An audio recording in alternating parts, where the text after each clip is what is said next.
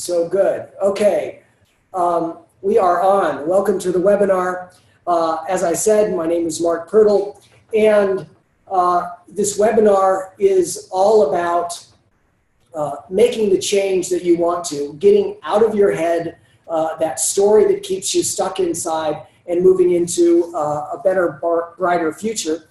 And I'm going to share some big ideas that help you do that.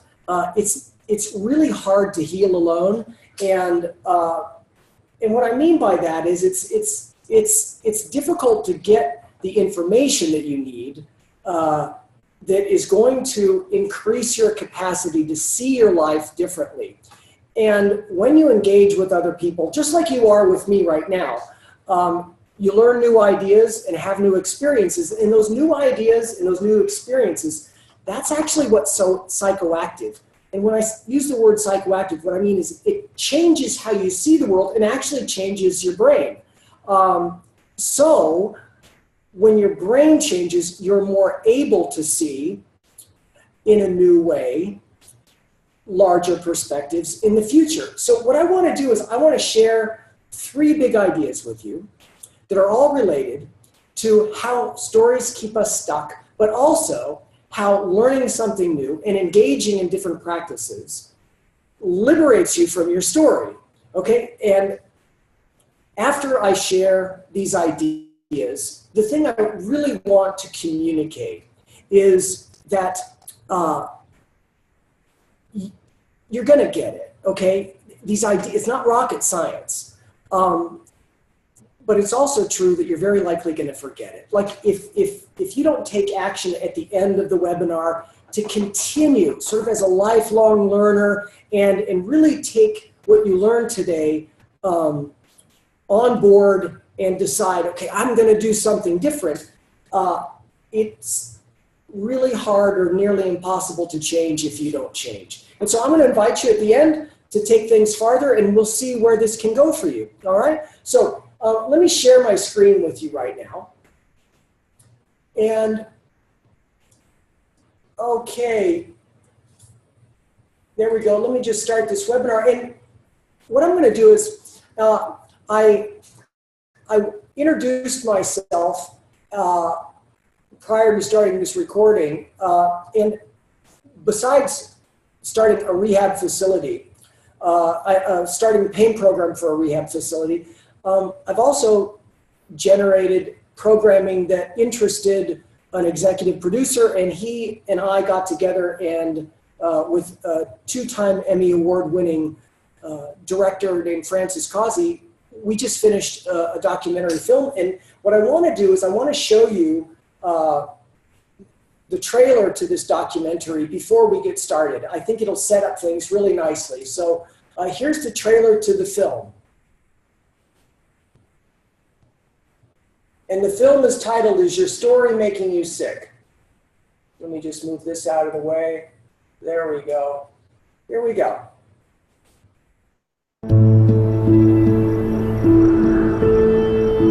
We are storytelling creatures. Like fish live in the sea, we live in stories. The counts that we have of everything in our life. We could mindlessly allow our attention to fixate on that story that hurts us inside, not only mentally and emotionally, but physically too. Somewhere along the line, there was some sort of event, something that may have happened, and the person came to a conclusion, there's something wrong with me. That thought takes hold and begins to grow. The disconnection between me and my mother has a lot to do with why I make bad choices in relationships. At age 6, there was a man across the street, started sexually abusing me. Always perfectionism, not being good enough. I felt like we were backpacking in the boundary waters and I was carrying all the bags. I'm here because I've been struggling with depression. I hope to get my spirit back. I hope to get my humor back, my playfulness.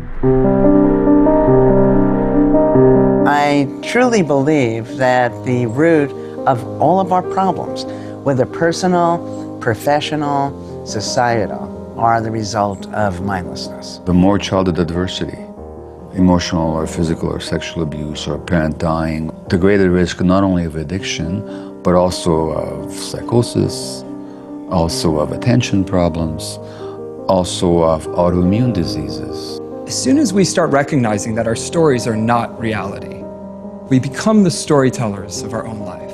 And people can and do get better if they learn how to meditate skillfully and they learn how to explore their past programming and deconstruct that past programming and construct new ideas and conceptions of self. Life is like a blooming rose, it never stops, it always grows. Before all of the darkness, before all of the shadows, before all of the trauma, there's a beautiful person inside of each of you. Tears are like the gentle rain, nourishing the ground again. Oh God, I'm starting to open up my heart again. All that I find and all that I do. You are amazing. You need to stop doubting yourself and start realizing who you are. We can weave together a new story about our lives, a story of our lives as full of meaning, a story of ourselves as strong, resilient, somebody who's a survivor, somebody who thrives. And you say that someday you'll be free, but you already are, already are, already are. All right. I got to tell you, that was a fun project to be involved with.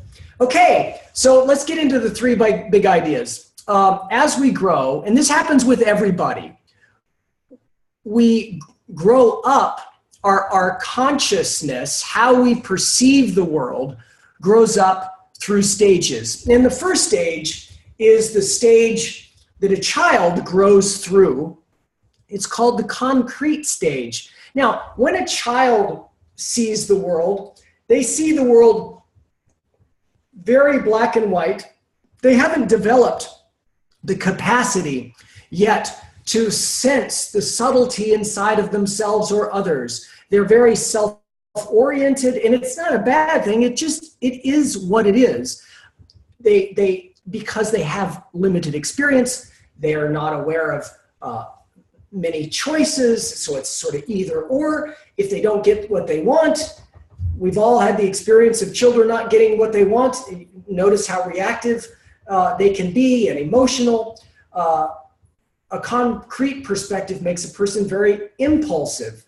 They lose capacity for patience and tolerance for distress. Very often, because they're stuck in this very solid black and white story, they're very judgmental, not only of other people, but of themselves as well. So they percolate in a lot of shame. This perspective on life causes loads of suffering. And all of the stress-related conditions that I'm going to tell you about in the very next slide come out of staying stuck in a concrete perspective. Now, most adults grow into what is called a subtle perspective. A subtle perspective is when you are able to begin to think about your own thinking and feeling, which gives you an ability to step back and notice, wow, I'm really angry right now. And you can see the subtlety in other people too, which allows you to feel feelings like empathy and cooperation. You have the capacity to envision more choices. It's not so black and white. A subtle perspective enables you to bring more awareness to the table, more capacity to reflect. Now, that doesn't mean that you still don't have a story. You still do have a story, but the story is in a larger space. And as a result, there's less suffering. I'm not going to say there's no suffering, but the suffering is much less. Now, that's where most adults live, unless you've had a lot of trauma as a child. if you have a lot of trauma, sometimes adults don't grow stably into the subtle perspective. Or if a person is under a lot of stress for a long period of time, like they have a stress-related illness that has manifested in their life, chronic pain or addictions or depression or anxiety, the person at their best is in the subtle, sees things subtly, but at their worst, when they're really under stress, falls into the concrete. And so they're just sort of cycling, 2 steps forward, 1 step back kind of a thing. Now, when you begin to practice awareness techniques, meditation, mindfulness, you begin to increase your capacity to see ever more subtle details of your insides and those of others. Some people can and do grow into what's called a meta-aware perspective. Now, this perspective is actually enables a person to become aware of their own awareness. Now, awareness is not an object. It's the faculty of being aware itself. And awareness is very much like a space. And when a person's aware of their awareness, their sense of themselves feels very expanded as a result. The story, the actual thinking processes quiet down. You see lots of possibilities for moving forward. You're not so attached to, I need this or I can't stand that. You have so much more patience in your interactions at work and at home. You're way more wise and kind. If you're a person who has the capacity for creativity and you need that for your job, meta-aware perspectives lets you access a flow of information that you wouldn't have had access before, stuck in a story. And meta-aware perspectives, I don't want to say there's no pain there. People that are meta-aware, they can feel pain, but suffering is pain times resistance. Suffering is making pain worse. Meta-aware folks never make their pain worse. They just are aware of what is. It has a certain intensity, it lasts a certain duration, and they don't get anything more intense, and it doesn't last any longer than needs be. This is the benefit, the major benefit of being growing yourself into the meta-aware perspective. Now, in this class, today on this webinar, I'm going to put you in a meta-aware perspective. When you get there, just notice what it feels like to look out of your eyes and notice your sense of self. It's going to feel very spacious. I'll keep reminding you not to space out, to stay present. And this is the part especially that you can get it, but you won't be able to hold it. A meta-aware perspective, you actually do need to sort of change your brain to enable your brain circuits to be able to hold that larger perspective. It's just like if you haven't taken a calculus class and I explain some calculus to you right now, and this is the first time you've ever heard of it, you don't have the capacity to hold all of calculus in your mind. You need to keep going back and studying. That's the part that I want to encourage today. After I'm finished with the webinar, the invitation to continue on, if it feels right, if now's the time, continue and grow that meta-aware perspective for yourself so you can get out of the story that's making you sick right now. Okay, so just to recap, perspectives grow up over time. When we're under stress, we often fall into a concrete perspective.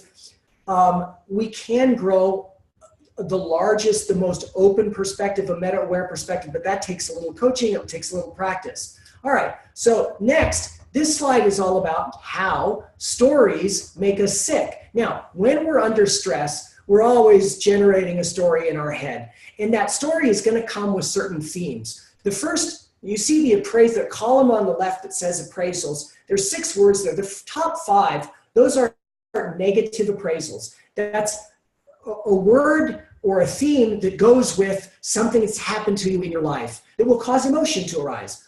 For example, a loss appraisal is an appraisal that arises in you spontaneously when something precious to you has been lost. And it can be death of a loved one, loss of a love relationship. It can be, you're growing older and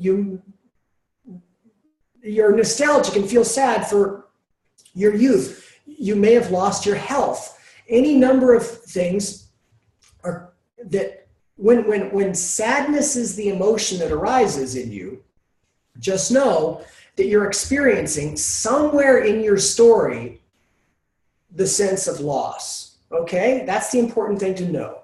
All right. And the next two, threat 1 and threat 2, these are similar yet slightly different. There's a different emphasis. Threat 1 is something that's happening acutely right now.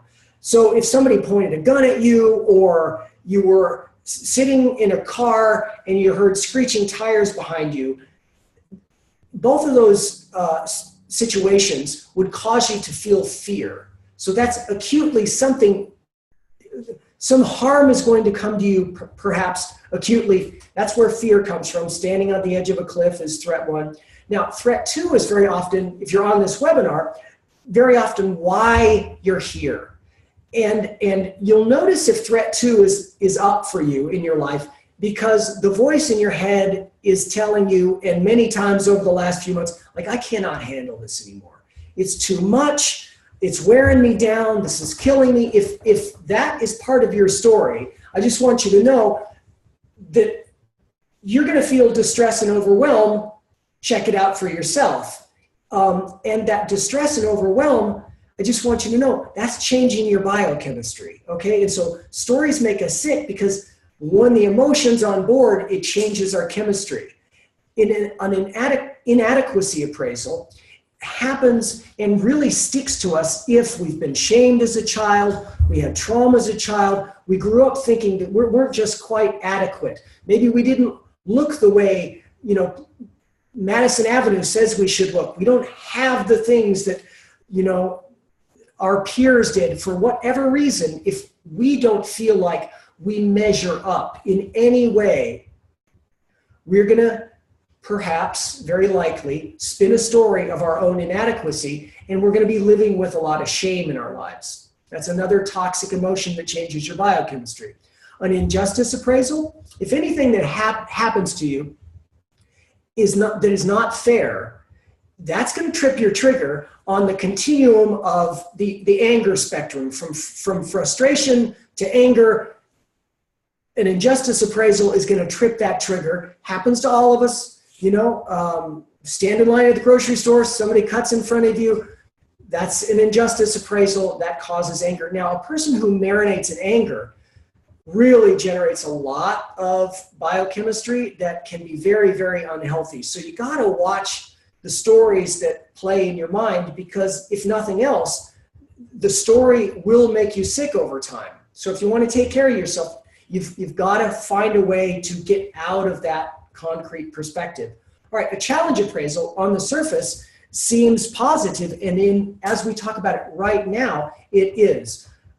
A challenge appraisal, if very often, if you have a subtle perspective, not concrete, but subtle, you can recognize things as, a spiritual challenge. This is me handling something, and I can get through this, and that causes a sense of determination to arise in your life and to push through. Very healthy. But even a challenge appraisal held concretely, not subtly, can turn into a stress-related condition or pattern. I'll show you how. Now, okay, so we've been talking about how the meaning of these themes produces emotions, and how these emotions change your biochemistry. Held concretely for too long, your biochemistry dysregulates, genes turn on and off, and you will develop all sorts of stress-related conditions. Sadness, marinating in sadness causes depression to arise. Fear, too much for too long will cause an anxiety-related condition to arise, because your brain changes. The chemistry causes your brain to change, and then because you get so good at being afraid of everything, in the future, you're really great at it. That's what an anxiety condition is. PTSD, insomnia, phobias of all kinds. Chronic pain is a type of anxiety-related disorder. All right, now overwhelm and distress and shame, these have an interesting effect on the nervous system. They cause you to want to medicate whatever the distress is. If you don't have the subtle perspective on what's going on in your insides, you won't have the ability to get relief. A concrete perspective locks you into a story and the feelings that go with it. And as a result, you're going to search outside of yourself for relief, not inside of yourself. And that's where addictions come from. But the same thing can be said of a person, let's say, for example, has an eating disorder, which is a type of anxiety-related disorder and addiction to looking a certain way. A person like that wants to fill themselves up with people, places, and things. I just want you to know the quote-unquote addictions, the way that we medicate, gets imprinted, a habit develops in our nervous system because of how we view ourselves in the world. It's the concrete perspective that locks us into a story that actually locks us into a coping mechanism. Now, an injustice appraisal taken too far, that will turn into the gross emotion of rage. Nobody rages unless they've been percolating in injustice for a long period of time. And just as I said, a challenge appraisal taken too long, inability from a concrete perspective, an inability to let things go, to have behaviors. You just can't let something go. All right, so second big idea that goes with the first, the three perspectives. The concrete in particular is what locks you into a story. This is how story comes with themes, changes your biochemistry, which leads to certain conditions. And now the third idea that goes along with all of these is how the nervous system gets sensitized. We only have one nervous system. And so the nervous system that is running the story is the same nervous system that's feeling the emotion and entangled in the story. Now, sensitization, that word comes from the pain sciences. I'm a doctor of physical therapy, and so when I started the pain program at this rehab center, I taught my pain patients how their nervous system got sensitized over time to a normal pain signal. So what I want you to understand today is sensitization for you, no matter what you have. If you have a bigger problem in your life that you can't heal on your own or change on your own, that keeps dogging you, it not only is it sensitized, it's amplified. So let's use the word amplification to start to understand how these emotions get bigger over time and turn into a stress-related condition. It's an amplification of a signal. Okay, so sensitization causes the first thing to happen when you're sensitized to something. Like, let's say I have a phobia of snakes and I am walking in the desert. Even if I don't know, even if I don't see any snakes, my attention is going to be rock solid. It's going to be fixated looking for snakes. Now, chronic pain patients do the same thing. They're constantly fixated on their pain. People who are depressed are fixated on their story of depression. People who have insomnia are fixated. Oh God, I got to get to sleep right now. Addictions, fixated on a substance or behavior. So it's the attention, that part of our consciousness that's directed towards something that gets stuck on it. That's a big part of a concrete perspective. When you fixate, you lose all awareness. You lose the bigger picture. Now, the fixation causes that big emotion from your last slide, right? And the physical and the chemical changes we talk about. The brain actually changes. You are learning to do the very thing you don't like. And then, because your brain gets so good at it, in the future, you fall into it again. You repeat it again. People that are anxious and wake up anxious every morning, they hate the fact that they're anxious, but the first thought they have in the morning is, oh, I hope I'm not anxious, which scares them. So this is how the brain keeps reminding you of your depression, of your anxiety, of your chronic pain, of the addiction. The amplification then keeps coming back and cycling. All right, so now these are the three big ideas. Now you understand how a concrete perspective produces a story and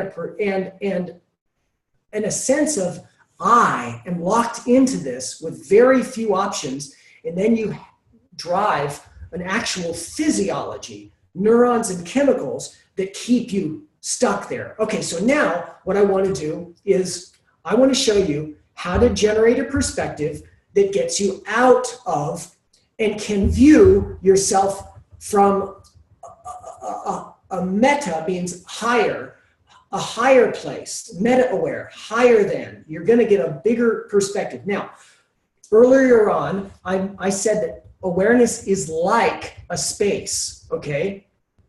You can see my hands. All right, so just look at my hands. I'm going to outline a little bit of a space for you, just a little cube of a space right in front of me. All right, now I'm going to point back at that. Notice the space, okay? Notice it. Notice that it doesn't have any edges, and there's no shape or size to it. It's just diffuse. It fills the whole area.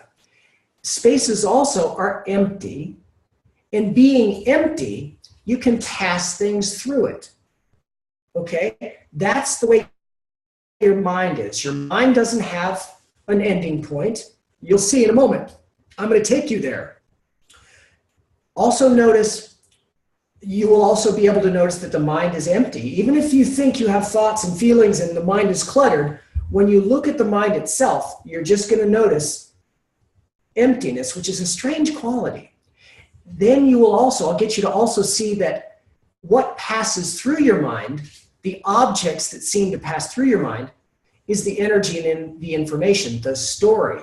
Now, when you can view what's passing through your mind from the level of your awareness, you're out of the story. Now, I'm going to show you how to get there. Now, in order to do this, you have to start paying attention. This is the real focused time in this webinar, because everything that I've set up to this point is to get you to focus and see broadly what I'm about to show you, okay? So now let me tell you about consciousness. First, the thing that you're going to place, I'm going to show you a blue dot in a moment, and you're going to place your attention on that blue dot. And notice that, notice the slide, the little eyes and the nose, that's your sense of yourself paying attention. And attention is a directed beam. It's kind of like a flashlight of consciousness that shines on something and illuminates it. That's what I want you to do when I show you the blue dot. You're going to pay attention to the blue dot.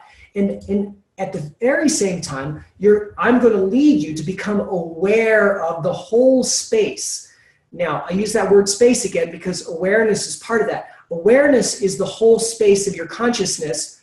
It's going to involve the space of the world, your body, and your mind. I will lead you. And so inside of you, when you're meditating with me, this is what you're going to be doing. You're going to be placing your attention on the blue dot, but staying aware of everything. So look at the slide. This is how you're going to be balancing your consciousness. I'll walk you through it. Okay, so here we go.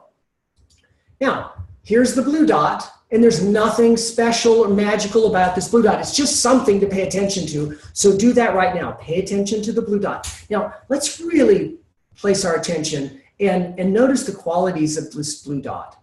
Now, I don't know what screen you're using to see this, but on my screen, I can notice that the blue dot is lighter on top and darker on the bottom. If I really hold my eyes very, very still, I can see the blue dot. Looks like it's shimmering, super finely pixelated. And if I hold my eyes utterly still, it's almost like I'm looking at a reverse solar eclipse. A blue solar eclipse where I see sort of an aura, a lightness around the sides. So hold your attention, be captivated by that. I really want you to be curious and captivated, but But now I'm going to lead you to become more aware of your surroundings. And what I mean by that is become aware of the space that you're sitting in. With your eyes, don't move your eyes. See right and left and up and down. See everything peripherally. Become very aware of what you can see. And do the same with your ears. Listen to the whole space. Listen behind you. Listen to any ambient noise besides my voice. Okay, now you're in touch with one part of your whole awareness, one part of it, the world. Now let's become more aware of your body. Don't move your body now. Be very, very still as you meditate. Super still, no motion, but notice, feel inside, and notice you can feel a body that is just vibrating underneath you, all this aliveness. There's warmth, there's coolness, there's tingling, there's pressure. All of that is there. Notice it. Notice you're not even doing it. You're not making your warmth or coolness. It's just happening by itself, but you're aware of it. Don't lose the world. Notice the body. Notice the body is the second space, the second part of your awareness. Stay in the world, stay in your body. And lastly, let's bring in the third part of your awareness, which is your mind. And what I want you to do now is I want you to be aware of or think about where your brain is. And notice that your brain is behind your eyes, but notice that you can't perceive it. You cannot perceive your own brain, but you can perceive an awake space looking at the blue dot behind your eyes. Perceive what is looking at the blue dot. It's just an awake space. Now, don't lose the world. See peripherally, hear peripherally, feel the whole body, and notice the whole space of your mind. And notice that all three parts, the world, the body, and the mind, there's no boundary between them. It's all just one space of awareness. Stay awake, stay aware. Now notice your sense of yourself. If I say think of yourself, notice that not a lot of thoughts arise. It's just a sense of a self. If I say the Eiffel Tower, notice the object of Eiffel Tower can come and go through the space, but the space stays empty. Notice the emptiness of your mind. You can listen to the middle of your head right now as you listen to me. Notice how quiet that is. This is the meta-aware perspective. Even if you're just barely dipping your toe into meta-aware, notice how you feel, just awake and aware. And you can handle a lot more distress from this perspective rather than being stuck in your story. You feel spacious. All right, so let's get out of this meditation, kind of shake it off a little bit. I'll explode that blue dot. Now, let's talk about taking this farther. All right, so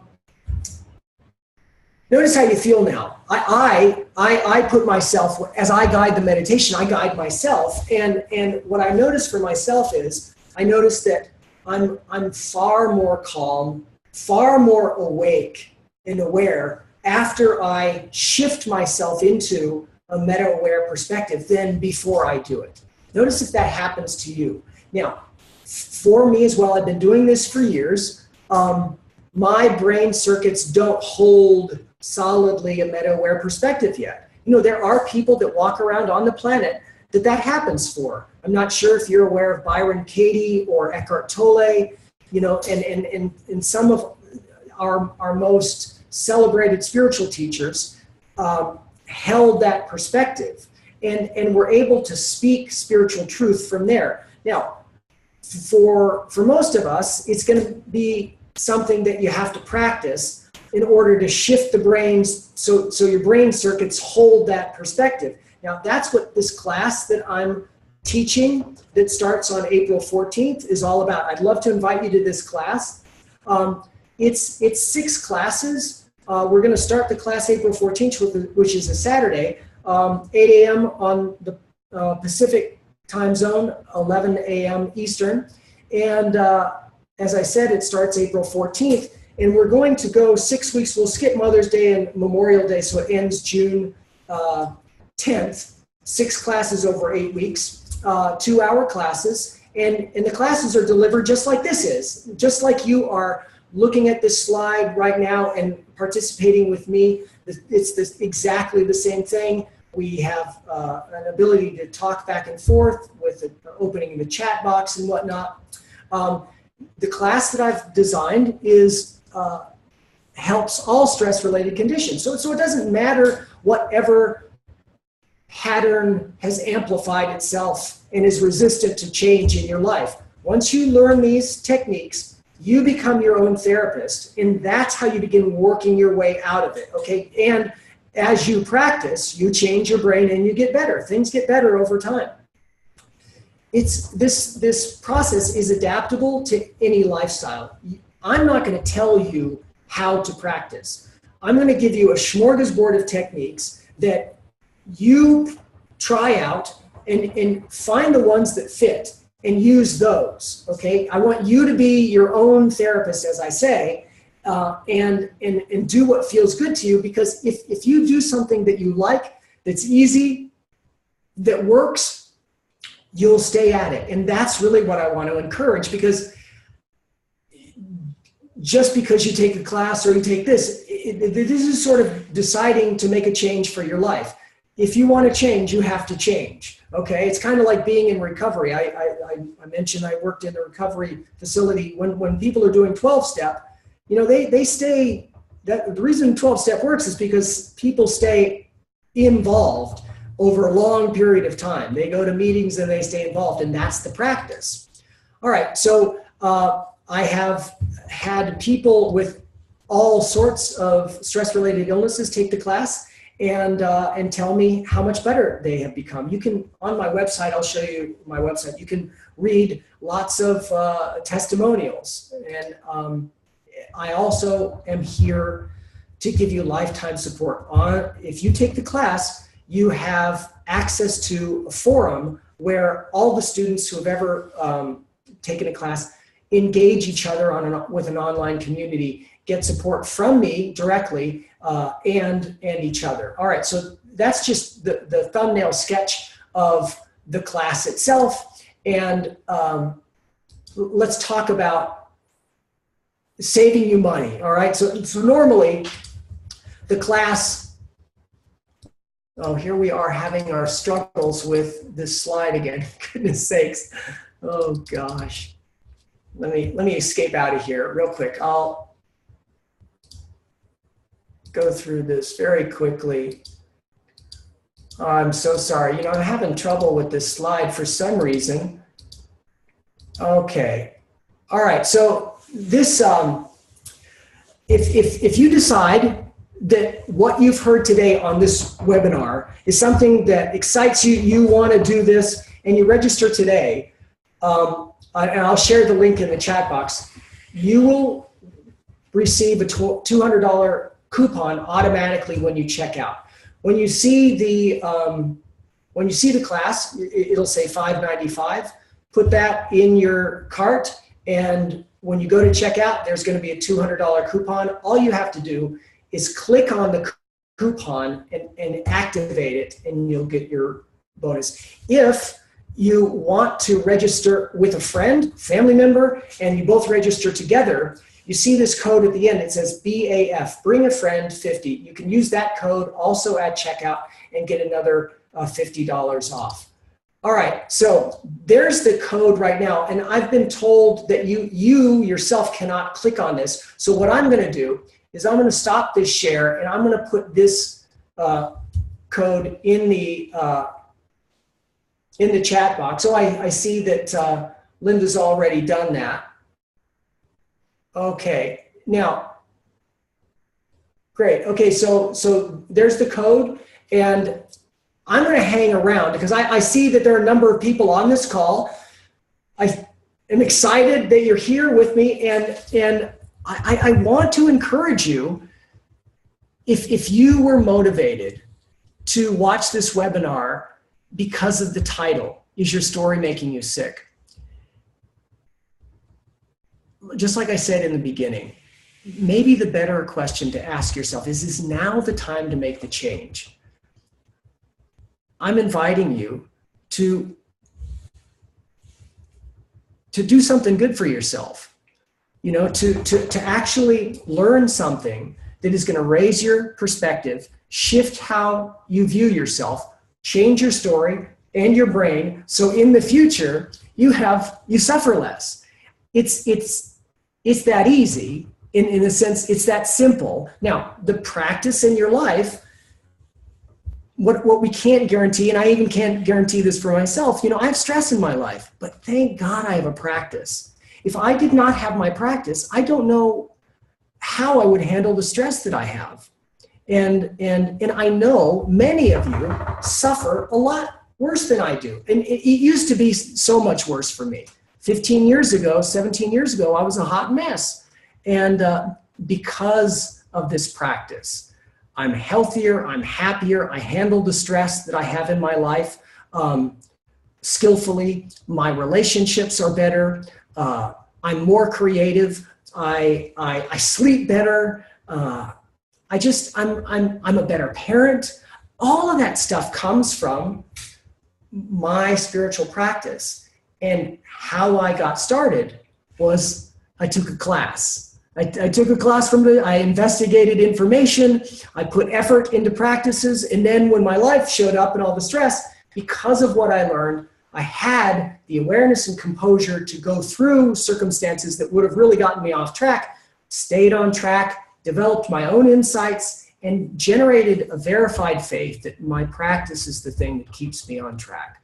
It's going to be the same for you too. So if you go to click on the link in the chat box, and if after this class is over and you haven't registered and you're like, what's that? Let me just show you one more thing. Let me just share my screen one more time with you. Okay, this is Skillfully Aware website right here. Now, when you get to Skillfully Aware, let me just move this out of the way. Can I move that? All right, so when you get to Skillfully Aware, skillfullyaware.com, just mouse over courses and workshops here, and there's a little drop-down menu right here. Oops. It's the first class you come to. So live online, this is going to be the April 14th class. I have folks at Kripalu Center for Yoga. They're the ones that asked me to put this class on. So you're in the Kripalu class. They know you're coming. Just put it in your shopping cart. And here's the coupon. Oh, wait, we've got two of them here. Hold on one sec. Let me update my cart. There we go. All right, so the coupon is, oh goodness, okay. You kind of wish everything worked the way you wanted it to work and nice and easy. Okay, so here we go. So there's the coupon right there, okay? And so you have to click on it, click on the coupon to use it, and then apply it. And then you see down here, you've got your total $395. That's what you're gonna pay if you register today, okay? Skillfullyaware.com. All right? Okay, everybody, thank you so much for joining. You know, I will stay for a few moments. If you have any questions, I'm gonna just stop this recording.